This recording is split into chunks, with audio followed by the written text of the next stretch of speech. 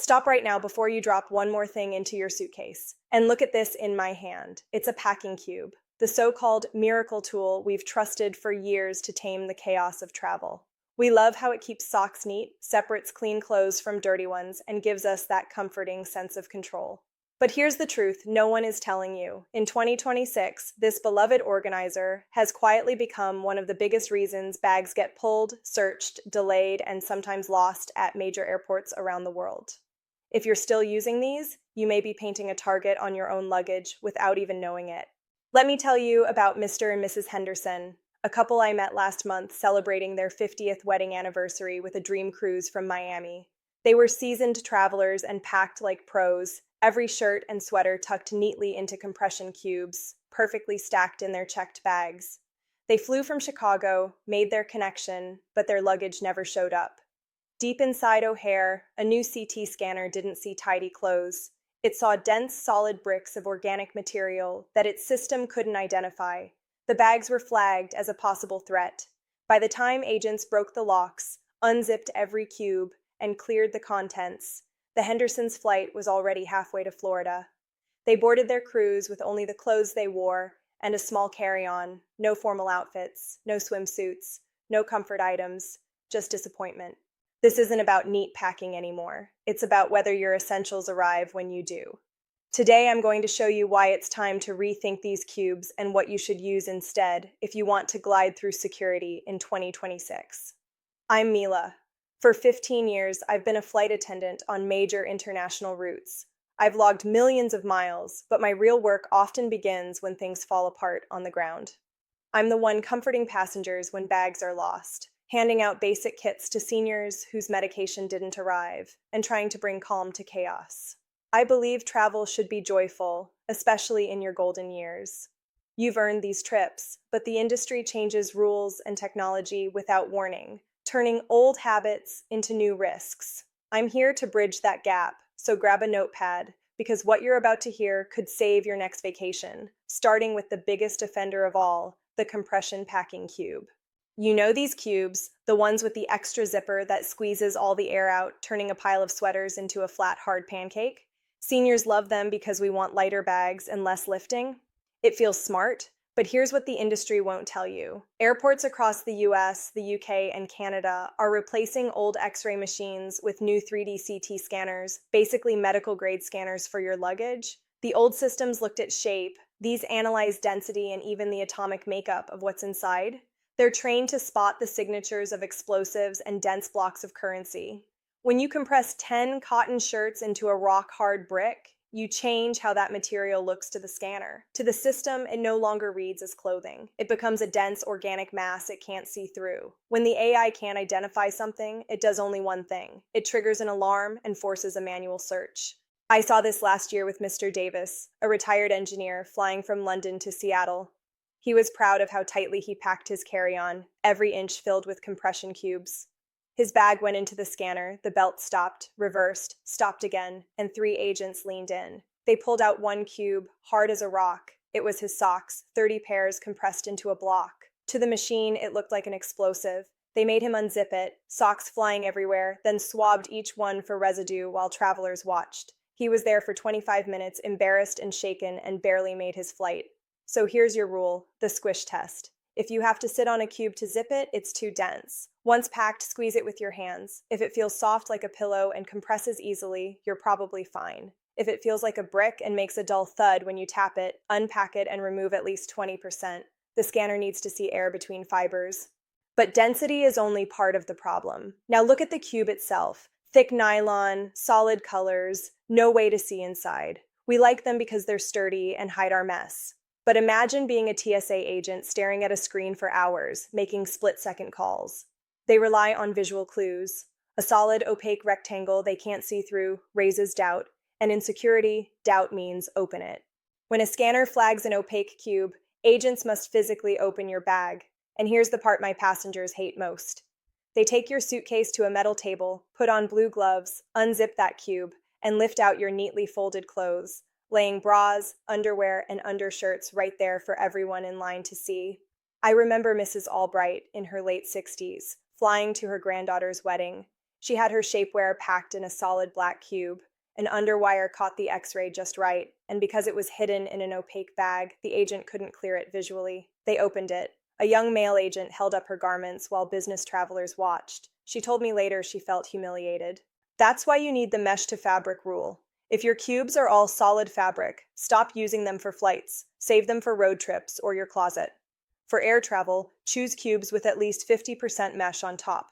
Before buying, put your hand inside. If you can clearly see your fingers through the mesh, it's good. That lets both machines and humans identify contents without digging through your private items. Now let's talk about a cube almost guaranteed to get you stopped. The electronics organizer, what we call the tech taco. It's that padded pouch filled with loops for cables, chargers, power banks, adapters, maybe a spare battery. It feels organized, but this is where neatness collides with bomb detection. On an X-ray, an improvised device looks like a battery connected by wires to a trigger and a dense charge. Now think about your tech pouch. A power bank, coiled cables, wall adapters with tiny circuit boards, all packed tightly together. On the screen, that looks alarmingly similar.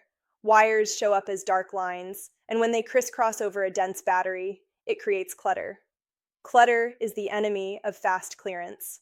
I had a frequent flyer, Alan, rushing to Tokyo. His briefcase went through, alarms flashed, and the whole lane shut down for 10 minutes while agents carefully removed his tech pouch and swabbed every cable and battery. He missed his flight and became that guy everyone in line groaned about. So follow the separation protocol. Never pack your power bank next to coiled wires. Put it in a separate pocket or in the bin by itself. Use loose ties for cables and lay them flat in a mesh pocket so the scanner can read them as simple wires. And if you remember only one thing from all of this, let it be what comes next, because this mistake has sent passengers straight to the emergency room. It's the gate check trap. You're in the boarding line when the agent announces the bins are full and starts tagging carry-ons in a rush. They grab your bag, slap on a tag, and send it down the chute. What they don't tell you is that new plane interiors may look bigger, but airlines sell more seats than space. They assume your bag has clothes, but they don't know what's inside. I'll never forget Mr. Henderson flying from Chicago to London. Pressured at the gate, he handed over his carry-on. Inside were his blood pressure pills and his CPAP machine. 3 hours into the flight, turbulence triggered a crisis. He reached for his bag and remembered it was 30,000 feet below. We used the basic emergency kit and nearly diverted. When we landed, his bag had been misrouted to Frankfurt. He spent 2 days in a foreign country without his heart medication. There's another danger too, lithium batteries. If a power bank or spare battery goes into the cargo hold and catches fire, it's a serious risk. In the cabin, we can fight it. Below, we can't. That's why you must use the medical bag loophole. By regulation, medical supplies don't count toward your carry-on limit. Pack meds and devices in a separate pouch. When the agent reaches for your bag, pull that pouch out, hold it close, and say, "I'm removing my medical supplies and lithium batteries as required." Don't ask. Tell them. If they try to take it, say, "This is exempt medical equipment. I need it on board." They will back off. Now let's talk paperwork, because if you think travel works like it did in 2018, stop. For Americans flying domestically, Real ID is fully enforced in 2026. No star on your license means no flight. For Americans heading to Europe, there's ETIS. Airlines face heavy fines if they let you board without approval, so agents are strict. I saw the Millers, married 50 years, heading to Paris. Passports and tickets ready, but no ETIS code. "We don't need a visa," they said. The agent explained it takes about 72 hours. They were denied boarding, no refund, and spent their anniversary in a taxi home. It costs about €7 and lasts 3 years, but beware of scam sites. Only use the official one ending in europa.eu and apply at least a week before you fly. Look at your driver's license. If there's no star, make that DMV appointment now. And never try to fix ETS at the airport. No one can speed it up. Now, I need to talk about something that makes my blood boil, the way passengers who need wheelchairs are treated. You request help and think the airline will take care of you, but the attendants usually work for outside contractors, underpaid and understaffed. Once you leave the plane, the airline steps away. We landed in Atlanta last summer with 5 passengers needing chairs. Only 2 attendants came. They took 2 people and left 3 seniors sitting in the jet bridge. Hot, no bathrooms, no crew. One woman, Mrs. Gable, tried to walk to the restroom, fell, and broke her wrist. Beyond falls, there's the risk of blood clots from sitting too long after a flight. So use the squeaky wheel method. If they tell you to wait while everyone else gets off and you have a connection or medical need, politely decline and remind the crew to call again.